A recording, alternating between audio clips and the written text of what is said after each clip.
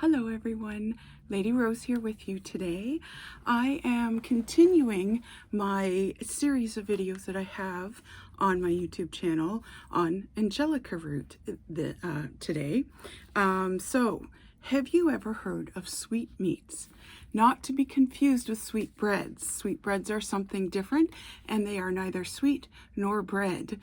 But sweetmeats are actually different fruits, especially back in the olden times, that were candied with sugar and whatnot. So Angelica root is part of what the sweetmeats would be served. So Angelica's stems actually and stalks would be served as sweetmeats. Now sweetbreads are certain organs. There's like throat organs and neck organs and other organs that get cooked up, and those are called sweetbreads. Like I said, neither sweet nor bread. So I always wondered what the difference was between the two and what the sweetmeats meant and all that kind of stuff. So a lot of times the sweetmeats would be served in between courses back in the day when they would have like 6, 7, 8, 9 courses to a meal, and it would kind of cleanse the palate, so to speak. But Angelica is included in part of that, but she's also included in a lot of other practices and ways to use her, and she has spiritual and magical uses as well. So she is a plant of the element of fire. People often don't think of fire when they think of Angelica. They think of angels, of course, and yes, Angelica root is connected to angels, definitely, and we'll get into that. But she's also connected to the sun, and you can actually eat, I believe, every part of the plant, but the Angelica root is the one that is most used. Now, if you happen to be a pregnant woman, you should stay away from Angelica root altogether. Don't have the tea, don't use it, don't play with it, anything like that, because it does have things that can make your uterus contract, and then of course bad things happen if that happens when you're pregnant. So if you're pregnant, stay well away from Angelica root. If you don't have Angelica root, or if you need to stay away from it, you can use marigold instead as a substitute. So just keep that in mind. That's a good substitute. Angelica root is an herb and part of the parsley family, which I believe is also part of the carrot family. Parsley and carrot are in the same family. So it's part of that parsley family. It has a bitter and earthy flavor. It's used to flavor alcohol, especially gin, as well as there's a story with monks that they make a tonic with it, but they also flavor the liqueur chartreuse.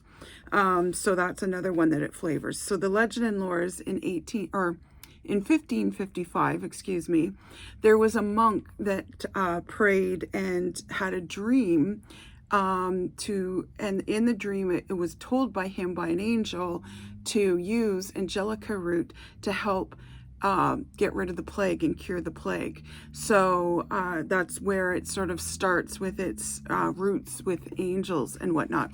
Now I do have some here just to show you what it looks like. I have my apothecary up there, and I use it for magical reasons only for the most part. I'm not a doctor, nor am I a naturopath or anything like that, so I don't use it for medicinal reasons, nor do I prescribe it. I just kind of guide people for spells and magical uses and things like that. Like I said, that monk in 1555 had the dream about how to cure the plague with Angelica root. And it's also the main ingredient in Carmelite water, which is a lemon balm based tonic that they used by the Carmelite monks. That's why it's called Carmelite water, in the 1600s. And they used it to cure headaches and promote relaxation. And it's supposed to protect the drinker against poisons and spells, apparently. So Angelica root has also been used in Chinese medicine for thousands of years. Of course, they do a lot of medicine with roots and things like that.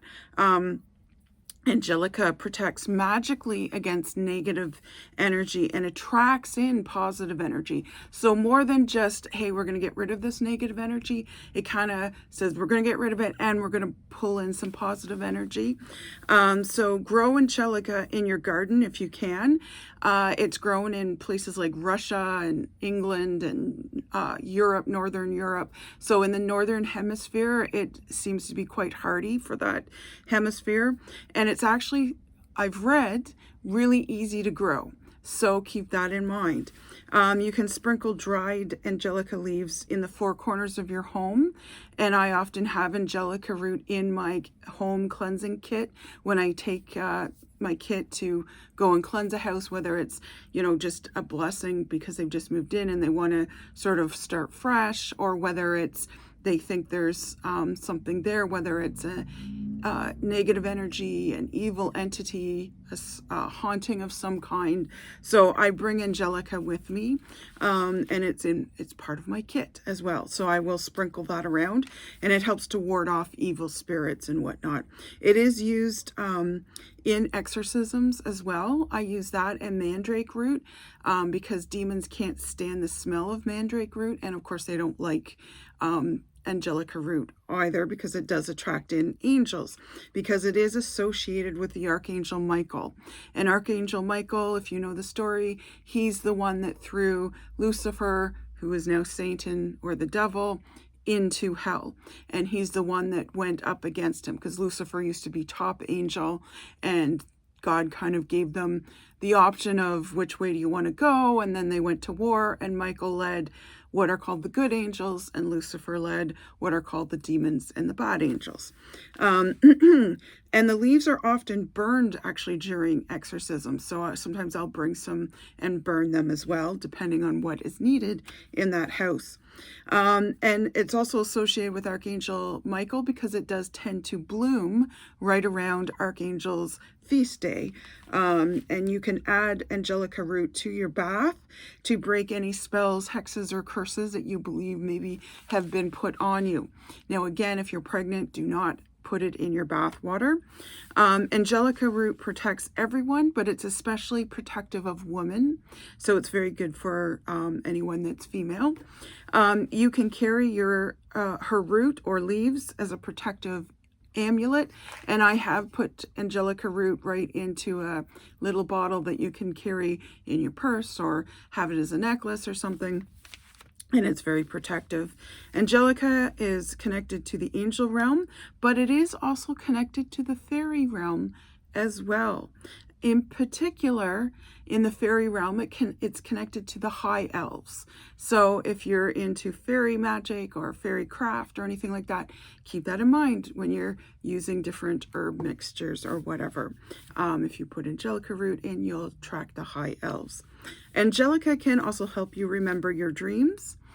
So keep a little by your bed.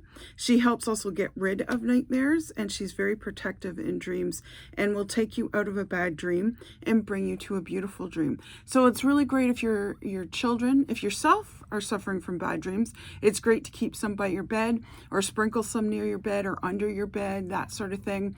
But also if your children are suffering from bad dreams, then this is a great opportunity to kind of sprinkle some under the bed, maybe put a little bottle or container of it beside their bed so that they know it's there when maybe they wake up from the bad dream, and know that if they go back to sleep and they just call on the Angelica root spirit, that it will help. She will help put them into a beautiful and fun dream and take away the bad dreams. So it's always good that way. Like I said, it's also good at getting rid of negative energy, but not only that, it's very good at getting rid of negative thoughts. So keep some by your mirror, especially if you have self-confidence problems, or you think, oh, I don't look pretty, or if you want to have more confidence in that way, keep Angelica root by your mirrors wherever you do your hair, your face, or whatever. Also, like, carry it with you. Again, very protective, but also very good at getting rid of those negative thoughts or negative self-talk, especially if you're very, very vicious with yourself. Some people's self-talk is just devastating what I will hear them say when I ask them, what are you saying to yourself, kind of thing. So like I said, it's great to keep near mirrors, and it helps to build self-confidence. And it's also very good to keep in any room where families gather, because not only does it get rid of negative energy, but it actually attracts in peace and harmony. So if your family has argued, or like a big Thanksgiving dinner is coming up, or you're having a family barbecue or something, it's summertime here right now, if you're getting families together and you want to kind of have like some peaceful time and not argumentative time, then sprinkle a little Angelica root around the yard, or sprinkle a little Angelica root around the living room, or put a bottle of it even, or a small container of it somewhere on a shelf. It doesn't have to be out and like, hi, I'm Angelica root. It can just be tucked away, and then everyone will be like, boy, we really got along this time. There was no fighting, and wasn't that a great dinner, and all that kind of stuff. So, incorporate it in that way. Angelica root relaxes the mind, and it stimulates the imagination. So it's actually really great if you have a new project you need to do. It's really great for writers, for artists, if they're having any kind of creative block. Angelica root, when you kind of meditate with it, burn it a little bit, carry it with you, have some on your desk or table, wherever you happen to be working, then it will help to not only release that block, but help to stimulate your imagination. So you're like, oh yeah, okay, no, now I know what I'm creating, what I need to write next, what my next chapter is going to be, what my next artistic project is going to be. I was a little stuck on this painting or this craft or whatever it might be. She helps with all those kind of things. It also helps to strengthen and balance, offers strength and balance, and it's amazing during difficult times when you're feeling lost or cut off from yourself, like you're kind of just like, I'm just drifting and I'm not really sure what I want to do or where I want to go. She's great at showing you your true magnificence, as I say. I love that phrase. So showing you who you really are. I often say my job as a tarot reader and as a life coach and soul coach and whatnot, I call myself a spiritual Sherpa. But my job is I get to fall in love with your soul, because I look at you in that kind of depth. And then the most favorite part of my job is I get to show you just how amazing and beautiful and lovable and precious and worthy you really are. Because so many people don't believe that about themselves, and you really truly are. And I think because I have Angelica root and a lot of other plants and crystals around me all the time, I think this really is a great space where I've been able to have the honor and the pleasure of showing other souls how important they are, like that you're here for a reason, and you're on a mission, and you are so supported and loved along the way. And I really want you to see that, because if you don't do what you're supposed to do, it's such a loss for me, for the divine, for everybody else in your life, everybody else in your past, present, and future. So, know that you are loved. Know that you are precious. Know that you are part of the beautiful divine. You have that divinity within you and that capability of reaching those levels. I mean, that's what we're all striving for. We also have the ability to reach down and not be the best people, but we're not here for that reason, right? We all make mistakes too. We all fall down. We all get in the mud and muck around sometimes. But Angelica root is one of those things when you meditate with it, and I do a meditation with it. And I'm hoping to get more meditations up on my channel. The first one's not so great, so please don't listen to it, but I'm hoping to get some more meditations up there. But when you meditate with Angelica root and you reach out to that plant spirit, you are communing with angels, and you are communing with the divine, and you are bringing forward that magnificence, like I mentioned before, and allowing yourself to be magnificent. And that's what's so beautiful about Angelica Root, because she is very much able to show you the beauty of who you are and the beauty of everyone else around you too. So Angelica is connected to the crown and soul star chakra. So the crown chakra is sort of up here, and then the soul star chakra is beyond the 7 main chakras that we know. The crown chakra is sort of the top one that most people know, and there's a few others above that, and one of them is the soul star chakra, it's called. And that is really connecting with the universe, with the divine, and really seeing the web for what it is, or at least getting glimmers of it. I know I have done that myself in my meditations, and it's awe-inspiring and it's overwhelming a lot of times. I usually end up in tears and crying afterwards because it's just so beautiful and just so magnificent that it's just like, oh my God, this is amazing. So Angelica Root is really good at connecting you and making that pathway a little clearer and a little easier to reach out to. And like I said, it will connect you with the divine and higher levels of awareness that we're not even aware is there a lot of the times. It is a plant of a very, very high vibration in what some people call the 5th dimension, the 5th element, so to speak. So it takes you beyond where we are right now. The cool thing about the Angelica Root, though, is that it is kind of tinged red when you first pluck it out of the earth, and it often can be shaped and has little shapes like human hearts. So it's very connected to the heart chakra, which is the first of the higher chakras, as they're called. They're not better, they're just higher. But the heart chakra is the first one of the higher chakras. It's the first one that we enter when we reach the age of reason, around 6, 7, or 8 years old, when we start to understand having sympathy and empathy and compassion for other people beyond ourselves. Before that, we're living in our lower chakras, and that's fine, because when we're young, we're supposed to live there because we're all about survival. We throw temper tantrums and we cry when we're upset. We're very emotional about things. We want food, we want drink, we want sleep. You know, mothers always know. It's like they haven't had their nap and it shows, right? Now, it's that way with some of our adults too. I know that I'm embracing the nap a little more as I get older. And naps are a good thing. And as I said earlier, it's associated with the element of fire. Its green leaves leave actually a fiery kind of tingly sensation if you chew on them on your tongue. And also they're often burned during exorcisms, and you can nibble on them. They're not meant to be eaten a lot.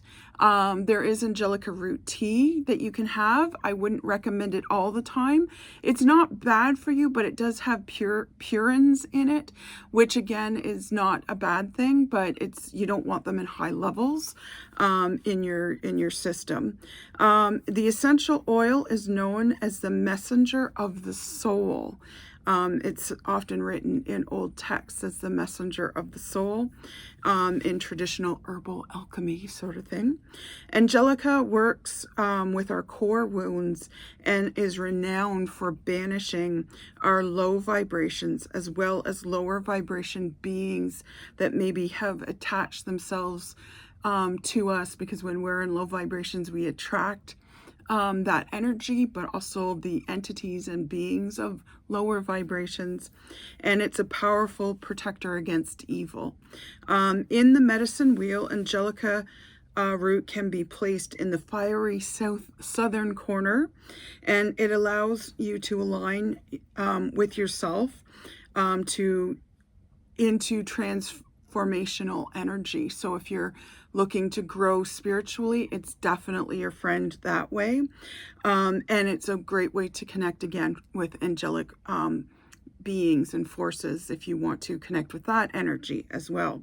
It is used powerfully at fire festivals, so best used during Sabbats that already are fire festivals. I mean, it doesn't mean you can't use it at like Ostera or Yule you can, absolutely. Or you can use it not on a Sabbath. You can use it on a full moon, perhaps.